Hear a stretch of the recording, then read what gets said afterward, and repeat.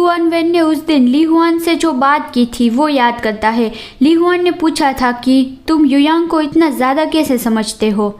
चू Hwan when सोचता है कि उसने ये क्यों पूछा था, क्या ये इतना ऑब्वियस था। फिर वो युयांग के लिए बाहर बैठा इंतज़ार कर रहा था, लेकिन वो गिटार की आवाज़ सुनता है तो अंदर वो देखता है तो युआन गिटार बजा रहा था।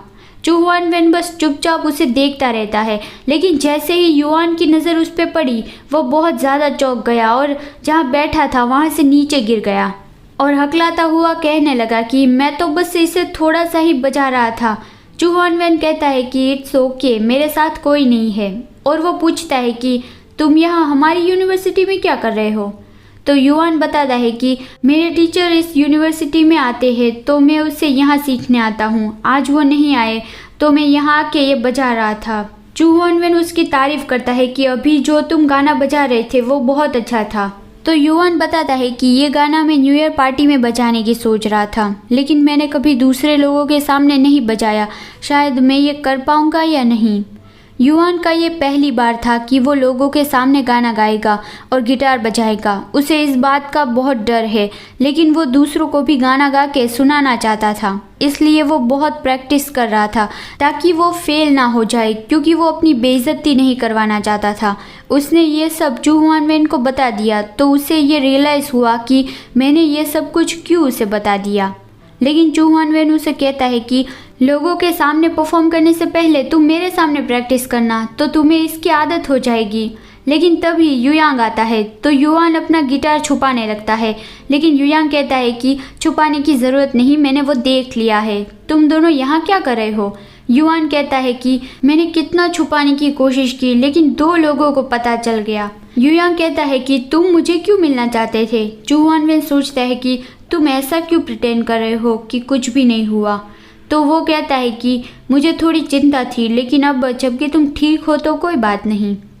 तो युयांग को इस बात का अंदाज़ा लग गया, लेकिन वो नॉर्मली ही बात कर रहा था। चू हुआन वेन सोचता है कि तुम्हारे मामलों में मुझे इंटरफेयर करने की कोई ज़रूरत नहीं। फिर वो तीनों लंच के लिए कैंटीन जा रहे थे, तब उसकी मुलाकात शावी और शिया से हो गई, लेकिन शिया उसे नहीं बुलाती। युयांग सोचता है कि अगर ये दोनों यहाँ हैं तो वो भी यहाँ होगा, और तभी ली हुआन आता है। युयांग तो उसे नहीं बुलाता, लेकिन चू हुआन वेन उसे हेलो कहता है तो ली हुआन उसकी ओर नोट करता है और युयांग और ली हुआन बिना एक दूसरे से बात किए ही ऐसे ही चले गए।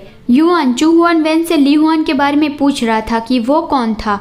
युयांग सोचता है कि यही तो मैं नहीं चाहता था, फिर मुझे ऐसा क्यों फील हो रहा है। और वहाँ शिया भी परेशान थी कि तुमने युयांग से बात क्यों नहीं की, क्या अभी तक कोई बात नहीं बनी है। ली हुआन कहता है कि नहीं, अभी मैं उससे बात करने की ट्राई करूँगा तो पहले जैसा ही होगा। ली हुआन वीकेंड पर अपने घर गया था, उसके पापा उसे स्टेशन पर लेने आए थे और वो दोनों बात कर रहे थे कि 1 महीने के बाद वेकेशन आने वाला है, इस साल तो हम नया साल घर पे नहीं मना पाएंगे। लेकिन तभी ली हुआन अपने डैड से सीरियसली कहता है कि मैं आपसे बात करना चाहता हूँ, और उसने अपने डैड को युयांग के बारे में बता दिया। जियो अंकल पेन के बार में था और वेटर को कहता है कि जल्दी मैं अंकल पेन के बहुत करीब बनने वाला हूँ। वो तो ऐसे बिहेव कर रहा था जैसे ये बार उसका ही हो। वहाँ बार में एक मोटा आदमी वहाँ के वेटर को हर बार परेशान करता था, तो चू उसे सबक सिखाने के लिए ड्रिंक में टॉयलेट का पानी देता है, तो उस आदमी को गुस्सा आता है, तो फिर वो दोनों झगड़ा करने लगते हैं। तो वहाँ अंकल पेन आते हैं और तुरंत ही चियू को ही उससे माफ़ी मांगने के लिए कहते हैं। पहले तो वो मना कर देता है, लेकिन वो अंकल पेन को बहुत गुस्से में देखता है, तो फिर चियू को माफ़ी मांगनी ही पड़ी और अंकल पेन उस मोटे आदमी से माफ़ी मांगते हैं। लेकिन वो मान ही नहीं रहा था कि सिर्फ माफ़ी मांगने से क्या होगा, अगर मैं बीमार पड़ गया तो। चियू को अंकल पेन पे गुस्सा आता है और वो वहाँ से चला गया। फिर अंकल पेन उस आदमी को भी प्यार से धमका देते हैं कि अगर तुम्हारी वाइफ को इस बारे में पता चल गया तो, अगर आगे से तुमने हमारे स्टाफ में से किसी को भी हैरेस करने की हिम्मत की तो मैं तुम्हारी वाइफ को सब बता दूंगा। दूसरे दिन चियू फिर से अंकल पेन के बार में आता है, लेकिन हॉलीडे पर तो बार बंद रहता है। उसका दोस्त उस पर हंसने लगता है कि उसने तुम्हें ट्रिक किया है, वो तो तुम्हें इतना सीरियसली भी नहीं लेते। चियू सोचता है कि उस रात समंदर किनारे उसने मुझे हाँ कहा था, लेकिन कल रात उसने मेरे साथ गलत किया। क्या वो सच में मेरे साथ खेल रहे हैं। अंकल पेन वहाँ आते हैं और उन्हें देखते हैं कि वो आज भी यहाँ आया है। मुझे तो लगा था कि वो नहीं आएगा। और वो उसे कहते हैं कि क्या तुम अब भी गुस्सा हो? तो चियो कहता है कि हाँ, मेरी माफ़ी चाहिए तो मेरे लिए खाना बना दीजिए। तो अंकल पेन उसे अपनी कार में ले जाते हैं। चियो अपनी कार अपने दोस्त को दे देता है कि तुम उसे ले जाओ। फिर अंकल पेन चियो को सुपरमार्केट लाते हैं ग्रॉसरी खरीदने के लिए और कहते हैं कि जो तुम्हें खाना हो वो ले लो। लेकिन चियो को तो कुछ भी पता नहीं था कि क्या लेना चाहिए। वो एक सब्ज़ी उठा के देखता है कि ये क्या है। उसे सच में कुछ भी पता नहीं था। फिर अंकल पेन उसे अपने घर ले आए। उसका घर चियो को बहुत छोटा लगा। फिर अंकल पेन ने सारा काम चियो से ही करवाया। उससे ही वेजिटेबल्स धुलवाए और खाना बनवाया। चियो ने पहली बार खाना बनाया था तो उसने सोशल मीडिया पे भी ये शेयर कर दिया। लेकिन बाद में उसे रियलाइज़ हुआ कि वेट अ सेकंड, मैंने ही तो सारा काम किया, तो मैं आपको इस तरह से माफ़ कैसे करूँगा? नहीं, मैं माफ़ नहीं करने वाला। अंकल पेन कहते हैं कि तुमसे माफ़ी भी कौन मांगने वाला था? चियो कहता है कि कल रात मैंने तो उस बदमाश को भगा के आपकी मदद करनी चाहिए, लेकिन आपने ही मुझे बाहर कर दिया। आपको तो उसे बाहर फेंक देना चाहिए था। आप तो बिल्कुल भी मेरी केयर नहीं करते। अंकल पेन कहते हैं कि अगर मैं तुम्हें नहीं भगाता तो क्या मैं अपना बार बंद करवा देता? दूसरे कस्टमर्स क्या सोचते? आखिरकार मैं उस बार का मैनेजर हूँ। देखो बच्चे, अगर ऐसा दूसरी बार हुआ तो मैं फिर वहाँ तुम्हारा कचरा साफ करने नहीं आऊँगा। इस तरह का बिहेवियर तो कोई सहन नहीं करेगा। तो तब चियो को पता चला कि उसने तब मेरी हेल्प की थी और वो कहता है कि मुझे एक बच्चे की तरह ट्रीट मत करिए। फिर चियो ने ही बर्तन भी साफ कर दिए। वो कहता है कि अभी मुझे पता चला कि मैंने ही सब काम किया। आपने जानबूझ के सारा काम मुझसे करवाया। तो अंकल पेन उससे ड्रिंक ऑफर करते हैं कि गुस्सा मत करो, चलो बैठ के ड्रिंक करते हैं। चियो अंकल पेन की जवानी की फ़ोटो देखता है और पूछता है कि आप अपने पेरेंट्स के साथ क्यों नहीं रहते?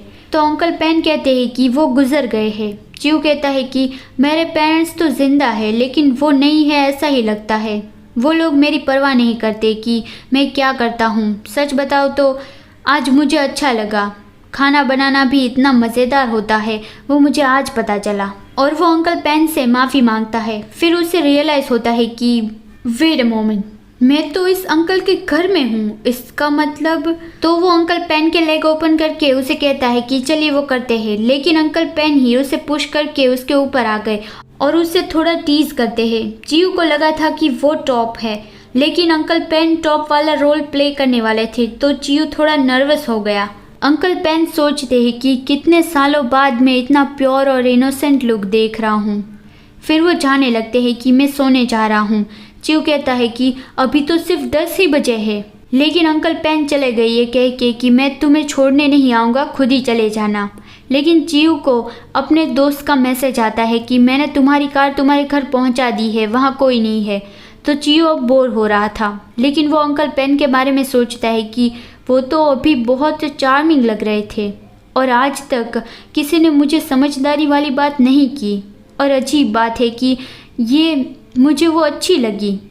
अंकल पेन रात को बाहर आते हैं और देखते हैं कि वो तो अभी तक यहाँ है और वो उससे ब्लैंकेट ओढ़ा देते हैं और उससे चियो क्यूट लगता है। वो फिर चियो की बात सीरियसली मानने की सोच लेते हैं कि मैंने भी काफ़ी वक्त से किसी को मेरे घर नहीं लाया है।